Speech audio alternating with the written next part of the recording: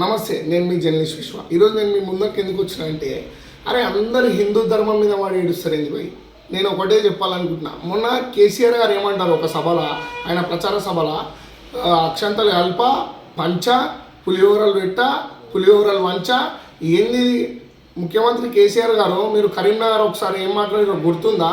హిందూ గాళ్ళు బొందుగాలని వ్యాఖ్యానించారు. ఆడ మీరు గెలవలేదు. తర్వాత మొన్న నిన్న రేవంత్ రెడ్డి గారు ఏమంటారు, అక్షంతలు రేషన్ బియ్యంలో పసుపు కలిపి అక్షంతలు వంచిరా. ఇది బీజేపీ ప్రభుత్వం మీద మీరు విమర్శలు చేయాలనుకుంటే, బీజేపీ పార్టీ మీద విమర్శలు చేయాలనుకుంటే మీరు బీజేపీ చేసిన తప్పులను విమర్శించుర్రి, ప్రశ్నించుర్రి. నేను కాదంటలే.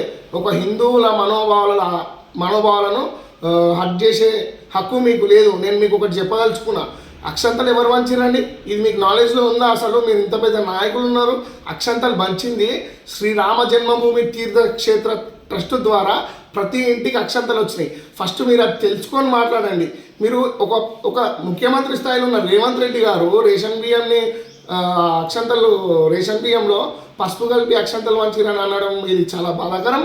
అండ్ కేసీఆర్ గారు మీరు మళ్ళీ ఈ పులిహోరలు వంచ పసుపు కల్ప బియ్యం మంచ అన్నారు కదా, మీరు నామరూపాలు లేకుండా పోతారని నేను ఈ సందర్భంగా తెలియజేస్తున్నా.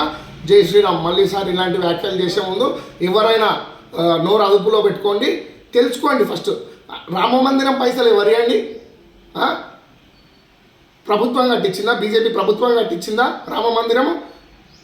5,500 కోట్ల రూపాయల విరాళాలు వస్తే రామ మందిరం కట్టడానికి 3,500 కోట్ల రూపాయలు ఖర్చు అయినాయి. తెలుసుకోండి. రామ మందిరం నిర్మించిన పైసలు ప్రభుత్వానికి కాదు, ఎవరి సొత్తు కాదు, హిందువుల డబ్బులు అవి.